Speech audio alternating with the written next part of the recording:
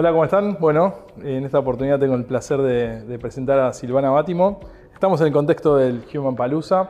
Ella es directora de SSI Comunidad, es conductora de Puentes al Mundo Laboral y también es profe universitaria y speaker. Y la verdad que, bueno, para mí es un gusto tener la oportunidad en este caso de entrevistarte a vos. Para mí también, Mariano, un placer. La verdad que, bueno, tuvimos varias oportunidades de estar conversando desde diferentes lugares. Y siempre la colaboración y el espacio compartido es un placer enorme. Así que, bueno, gracias. Está Totalmente. No, y ahí se me ocurre, y sobre todo vos que estás mucho en contacto con empresas y con tus clientes, y estamos en un contexto de mucho cambio. Hoy se vio durante todo el evento, es lo que se fue compartiendo. ¿Cuáles crees que son las principales tendencias o transformaciones que se ven así en el mundo laboral que están impactando en las organizaciones? Bueno, recién escuchábamos, ¿no? En un debate que se armó en este Humanpalooza, se hablaban de muchas tendencias que están vigentes, que se vienen hablando hace un tiempo, pero creo que hoy cobran bastante fuerza. Se hablaba también de algo interesante, que era la importancia de hacer buenas preguntas más que encontrar las respuestas hoy. Y creo que es algo que nos convoca a todos durante mucho tiempo, y lo linkeo también con mi rol como docente, que hace muchos años que también trabajo en la universidad. Me acuerdo cuando empezaba mis primeros pasos, tenía pánico de que alguien me hiciera una pregunta que no supiera responder, ¿no? Decir, ay, me van a encontrar en un lugar de yo no lo sé. Y creo que hoy eso fue cambiando, más allá de que obviamente a medida que uno va desarrollando experiencia también se va dando cuenta solo de que uno no puede conocer todo, y que también lo importante es ir investigando y explorando y encontrar herramientas para poder hacer las mejores preguntas y descubrir ese conocimiento que hoy está más accesible gracias a las tecnologías. Pero creo que también hoy las nuevas generaciones cambiaron en la mirada de este punto. Hoy tal vez no es tan temeroso preguntarle a un líder de qué se trata esto, cómo hacer mejor las cosas, o ir en búsqueda de la herramienta para que me ayude a hacerlo mejor. Me parece que ese es un punto interesantísimo que va cambiando la perspectiva del mundo laboral, claramente. Desde ya que también hay otros aspectos, hay otras tendencias que están muy claras, como esta colaboración, esta interacción con las herramientas que se presentan hoy, que van a ir cambiando permanentemente. Es decir, hoy hablamos de, por ejemplo, el ChatGPT.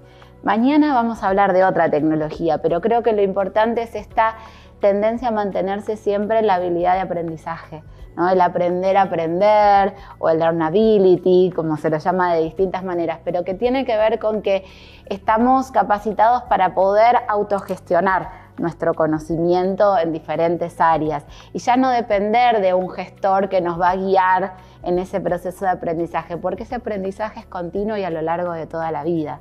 Entonces, bueno, los escenarios de aprendizaje mejor anclados son aquellos que también favorecen la motivación, favorecen las ganas de aprender, la curiosidad, y bueno, y acompañan, por supuesto, con herramientas. Creo que ahí el liderazgo tiene un rol y un desafío muy interesante para poder trabajar.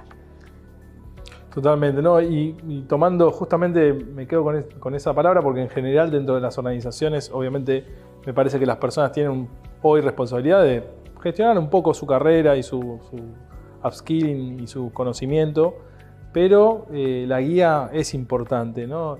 ¿De qué manera vos ves que los líderes hoy pueden quizás acompañar a las personas, sus equipos, a que tengan esa como capacidad de aprender a aprender, o de mantenerse en este rol de aprendiz constante? Es interesante. Yo creo que uno de los puntos tiene que ver con la seguridad psicológica, promover esa seguridad psicológica. Más allá de, como decía recién, tal vez nuevas generaciones se animan más a ir en búsqueda de respuestas y a preguntar y a reconocer el no sé. También creo que todo depende de que haya un contexto y un escenario donde uno se anime a expresar opiniones, a buscar ayuda, que ese líder sea más cercano y que no sea tan lejano. En algunas conversaciones, Gabriel Paradiso, por ejemplo, él siempre trae una metáfora que es la de la bicicleta, y dice que los líderes, bueno, tienen que apoyarse, ¿no? Una bicicleta que, como conocemos, tiene dos ruedas. La primera rueda tiene que ver con el gestionar, el saber gestionar, porque hay que seguir gestionando, es decir, hay objetivos que alcanzar, esos objetivos tienen que ser claros, tiene que haber tiempos en que se desarrollen esos objetivos, pero la otra rueda es igual de importante, ¿no? Y tiene que ver con el liderazgo, el conducir, el acompañar, bueno, y mientras tanto, el pedal tiene que ver con poder generar, ¿no? ese andamiaje entre los dos lugares y generar espacios de confianza, en confiar y en tener la responsabilidad sobre lo que yo me comprometo a hacer, ¿no? Entonces me parece que ahí los líderes tienen un desafío, ¿no? Más allá de que también quienes son conducidos o quienes acompañan a ese líder también tienen una responsabilidad de poder levantar la mano o poder decir yo estoy necesitando esto. Me parece que hoy el ida y vuelta y la interacción en esta cuestión más horizontal es clave, ¿no? Porque ya no es solo poner toda la responsabilidad en el líder y hacer una bajada, sino en cómo es este ida y vuelta. Y creo que desde el ejemplo, desde el trabajar en conjunto, poder recrear los escenarios de aprendizaje más adecuados para que esto se pueda hacer y escuchar, ¿no? Desde ya que las habilidades de comunicación son fundamentales. Sí, parecen fundamentales y a veces no, parece que es lo que más falta incluso en las organizaciones. Y hoy teniendo tantos medios, ¿no? En algún punto la tecnología nos acerca un montón porque te habilita un montón de canales, pero por otro lado la comunicación parece que no es la mejor a veces en las organizaciones. ¿Qué recomendaciones, y esto quizás, o sea, dentro de las nuevas herramientas que van apareciendo, como los streaming, o sea, qué recomendaciones capaz le das a una organización para que abra canales de comunicación, o sea, y pueda conectar mejor con la gente? Bueno, es un desafío complejo, porque tal como decís, uno parece tener más herramientas a disposición y sin embargo siempre hay algo en el canal que falla, ¿no? Entonces, bueno, creo que un punto tiene que ver con habilitar las conversaciones. Ese es un primer punto, que se da desde el uno a uno, que se da desde espacios más amplios, que se da desde los líderes hacia la organización, ¿no? En distintos micro y macro momentos, pero tiene que ver con poder habilitar esos espacios de comunicación. Creo que es un punto fundamental. El fomentar conversaciones difíciles también, porque a veces uno tiene ese temor al conflicto, a que las cosas se vayan de las manos, entonces uno evita, pero va pateando la rueda hacia elementos donde entonces no se habla de lo que hay que hablar, no se comunica. De nada sirve tener una estrategia de comunicación súper eficiente, donde estamos en redes, donde comunicamos lo que somos, donde transmitimos valores que en la práctica no se recrean. Porque después, lo hablábamos recién en una de las entrevistas, después son las mismas personas las que terminan comunicando cómo es que se trabaja ahí adentro, ¿no? Y desde su propia marca personal transmiten cuáles son los valores de esa organización. Entonces, cuando chocan estos aspectos, ahí no hay campaña de comunicación que valga, ¿no? Porque uno empieza a encontrar inconsistencias. Entonces, por un lado, sí pensar qué es lo que quiero transmitir, por supuesto, digamos, pero que eso sea genuino y que pueda estar apalancado en acciones concretas, que se transmitan en acciones de la cultura y en acciones diarias, ¿no? Desde quienes forman parte de la organización, quienes la dirigen, quienes son los líderes, pero me parece que es fomentar que haya una comunicación, por supuesto con ciertos parámetros, dependerá de cada cultura organizacional, pero que pueda darse, que se pueda prestar, que los escenarios estén dados para que las conversaciones se den. Te escuchabas ahí, venimos de contextos, ¿no? Veníamos de la gran renuncia, de después la gente no iba a volver nunca más al trabajo presencialmente, la gente quería trabajar solamente freelance y ahora como que parece que un montón de cosas, de tendencias que pasaban, como que se van cambiando y empieza a haber otro tipo de propuestas de valor. ¿Qué es lo que ves vos respecto de la propuesta que tienen las empresas hoy en día? ¿Qué cambió? ¿Cómo está el mercado de empleo? Bien. Lo primero que me vino a la cabeza cuando te escuchaba es una charla que habíamos tenido anteriormente nosotros, donde vos mismo mencionabas las contratendencias y me pareció un concepto muy interesante porque es verdad que está todo lo que se viene, pero también está lo que es una moda que después vuelve ¿no? Retorna a ciertos escenarios que ya conocemos, o tal vez este formato del 100% home office tuvo un punto, una época de furor donde se valoraba muchísimo este aspecto y después nos dimos cuenta de que también los espacios presenciales ayudaban. Tal vez hoy los formatos híbridos ayudan un poco a equilibrar esta balanza, pero depende mucho del negocio, depende mucho del nicho en el que uno se desempeña. No podemos pedir al rubro gastronomía que apunte a ofrecer a todos sus empleados un formato híbrido cuando en realidad lo que vale es la presencia en el servicio que se brinda a un cliente. Entonces va a depender mucho de cada organización. Ahora, en cuanto a tendencias, el mercado está complejo, ¿no? El mercado tiene mucha variabilidad. Hoy las personas también, a la hora de elegir un cambio laboral, piensa muchas veces, ¿no? Porque, es verdad que hay aspectos que pueden ofrecer las empresas, pero hay commodities que son bastante similares de una organización a otra. Y después, por lo que se terminan quedando muchas veces las personas, no es tanto por el salario inicial o por el plan de compensaciones y beneficios, sino por los vínculos que se entretejen ahí, cómo mi propósito está vinculado con el propósito de la organización también. Y eso no es fácil de detectar en un primer momento. Entonces, a veces el salto en un contexto de turbulencia es muy riesgoso. Entonces, ¿no? Me vuelven a retener en mi lugar para... Prefiero quedarme, claro. Claro. Entonces, se ve mucho también cuando hacemos procesos de búsqueda, que se avanza y después vuelvo. Se arrepiente. ¿No? O a veces los procesos que duran mucho porque también se tienen que dar varias instancias de evaluación de un lado y del otro, ¿no? Y de ponderación, a ver hasta dónde se llega. Y en un escenario donde poner las condiciones laborales es complejo, porque no hay una sola vara, ¿no? Sino que hay mucha diversidad en las negociaciones.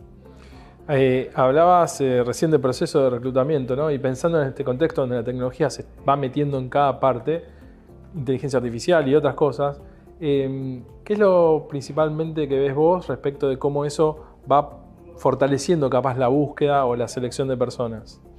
Bien, hace poco hablaba con unos chicos que desarrollaron también una aplicación que se apalanca en LinkedIn, ¿no? Y es una asistente, se llama Sara, y que lo que promueve esta inteligencia artificial es justamente colaborar en el proceso de hunting, ¿no? En la etapa de reclutamiento, donde voy a la búsqueda de las personas para mi proceso de selección previo a la entrevista. Era interesante lo que ellos proponían como mirada, porque muchas veces cuando nosotros estamos haciendo el reclutamiento hay incluso aspectos que se nos pierden, ¿no? Cuando uno hace una búsqueda estratégica en LinkedIn, ¿no? En la famosa casa de talentos, el hunting, uno tiene que poner palabras claves, ¿no? Y tiene también ciertos parámetros para combinar. Pero claro, muchas veces la persona en su perfil no pone todos esos parámetros de búsqueda y se pierde información. Bueno, acá la inteligencia artificial hacía algunos algoritmos adicionales y algunos cálculos adicionales para decir, por poner un ejemplo, ¿no? Bueno, supongamos que necesitamos una persona que hable inglés nivel avanzado. ¿Oh? Y tal vez la persona no lo declara en su LinkedIn, pero en su experiencia laboral, en su trayectoria, figura que trabajó 5 años fuera del país, en Inglaterra, claro. O que trabajó en una compañía donde se sabe o se conoce que el manejo del idioma es fundamental. Entonces ahí ya me acerca. Por supuesto, después se validará. Siempre es, como decía hace un ratito, la colaboración con la inteligencia artificial, ¿no? Porque creo que en ese punto es aprovechar lo que nos puede dar como plus, pero después uno sumar el pensamiento crítico, sumar, ¿no? la mirada humana para poder acompañar estos procesos que todavía hoy dependen un montón de de las personas que formamos parte de estos procesos. Lo mismo en el campo de las evaluaciones, pienso, ¿no? Trabajamos bastante en lo que son las evaluaciones de ingreso, las evaluaciones de potencial, y hoy hay un montón de herramientas a mano también de automatización y tecnológicas donde se generan instancias de ejercitación, de juego, para poder validar o evaluar algunas habilidades de la persona. Pero todo eso después hay que contrastarlo con una mirada de un profesional para poder unir todo eso, para poder sacar tendencias, para poder evaluar que la persona cuando lo hizo, en qué contexto lo hizo, cómo fue su respuesta, en un estado de ansiedad, de nervios o un estado relajado. Claramente hay diferencias y eso es en el complemento y en la mano del profesional que pueda estar acompañando, validando y corrigiendo. Totalmente. ¿No? Ese reporte. Ahora, si nos movemos al mundo de la educación, o sea, sos profe universitaria, estás en varias cátedras. Cuando estás en contacto con estudiantes, ¿cuáles son las principales, capaz, preocupaciones o miradas que tienen respecto de este futuro del trabajo o el tema de cómo integrar, no sé, la educación con ese futuro empleo que pueden llegar a conseguir? ¿Qué son las principales cosas que salen dentro del ambiente del aula? Bueno, a ver, por un lado, en la Universidad de Buenos Aires yo recibo a chicos que recién salen del CBC y tienen toda una carrera por delante, y ahí por lo general también hay como toda una incertidumbre de lo que va a ser su rol, sobre todo en psicología, que tal vez hay menos campos, digamos, de acción sin el título, ¿no? Tal vez en el área laboral lo hay, en el área educacional también, pero en el área clínica eso es imposible, entonces hay muchas preguntas sobre eso. Pero en la cátedra donde trabajo también se fue sumando mucho el tema de la inteligencia artificial y cómo algunas herramientas que hoy ayudan un montón, como por ejemplo procesar un texto y generar un podcast a partir de ese texto, o permitirle hacerle preguntas o que el texto te responda a preguntas. Todo eso para ellos es algo novedoso y es algo que están empezando a conocer y a empezar a explorar desde ese lado como un punto interesante. Obviamente también se nos presenta a nosotros como docentes el desafío de decir, bueno, ¿cómo los ayudamos a pensar con estas herramientas y que no sea todo le pregunto a la IA y copio la respuesta? Ahí hay un gran desafío por delante, pero también creo que en la medida que se va encontrando esto como una herramienta, un recurso, como en su momento, yo hago el ejercicio de pensar, en mi época existía Wikipedia, ¿no? Sí, como gran herramienta, gran hallazgo tecnológico. Uno de los primeros así cosas de contacto y de buscar mucha información junta, ¿no? Claro, bueno, en realidad antes estaba la Encarta, que ya no era en la nube, ¿no? La enciclopedia Encarta. De ahí pasamos a Wikipedia. Después ya el buscador era Google, ¿no? Y hoy tal vez ya vamos reemplazando por otras tecnologías. Y todos estos cambios, bueno, implican que nosotros nos vayamos acomodando a todo esto que se va presentando. Después en el campo de lo que es posgrado, ¿no? Que es donde también trabajo, bueno, ahí ya son profesionales que están en el ejercicio del rol, donde vienen a buscar más herramientas y donde tal vez justamente las principales preocupaciones son cómo me voy ayornando de mayores herramientas que hoy está en constante dinámica, ¿no? Digamos, hoy necesita cada vez profesionales o más formados en adaptabilidad, en flexibilidad, ¿no? Entonces, bueno, también un punto está en nutrirse de aprendizajes, pero sobre todo yo creo que ahí el campo de posgrado es hacer red. Hace poquito tenía conversaciones con estudiantes que estaban en el curso que habíamos terminado y una de las cuestiones es, bueno, ¿qué puedo hacer para conectar con el mercado actualmente? Yo adquiero estas herramientas, pero ¿cómo hago para salir al mercado actualmente?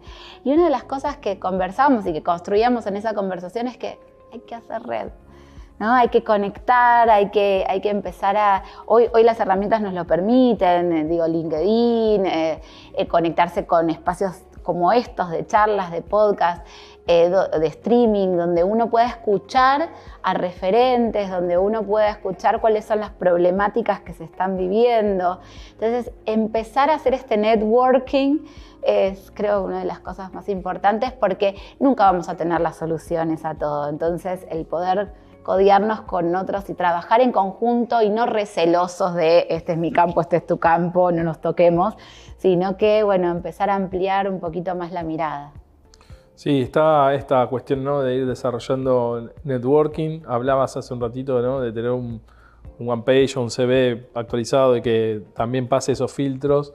Hoy también se habla mucho de marca personal, o sea, y conectar eso con las marcas de las empresas. De hecho, durante el evento también charlamos. ¿Qué es lo que ves respecto de la fuerza de la marca de una persona al momento de ser seleccionada? O sea, cómo quienes reclutan, ¿no?, quizás encuentran esa diferencia en quien tiene una marca personal un poco más construida o preparada. Sí, claramente el que tiene esa marca personal, en algún momento nosotros le hablábamos del marketing personal, ¿no? Hoy creo que el marca personal creo que habla mejor o es más amplio en relación a este aspecto. Claramente se posiciona mejor en un proceso de búsqueda de selección.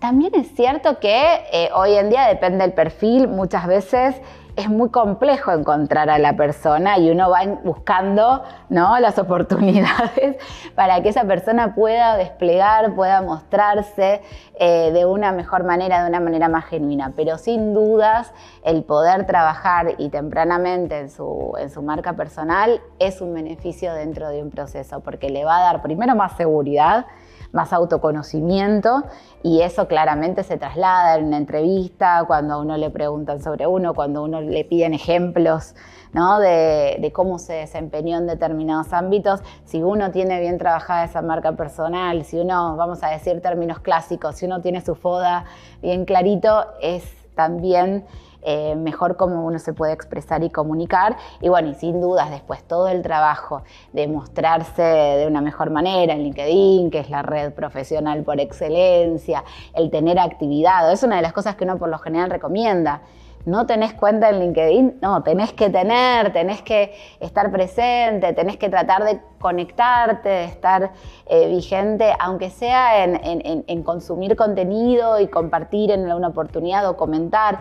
Es presencia, ¿no?, si uno quiere también hacer esta campaña en pos del desarrollo y el recorrido profesional de uno.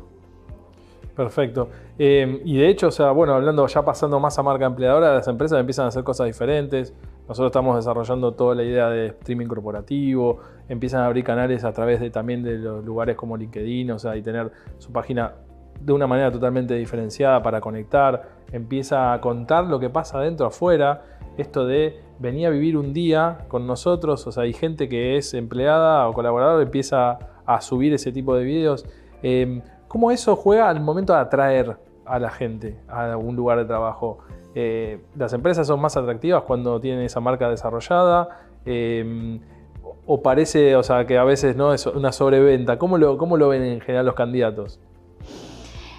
A veces depende de la situación, ¿no? Porque, por supuesto, es una vidriera y eso me permite conocer más.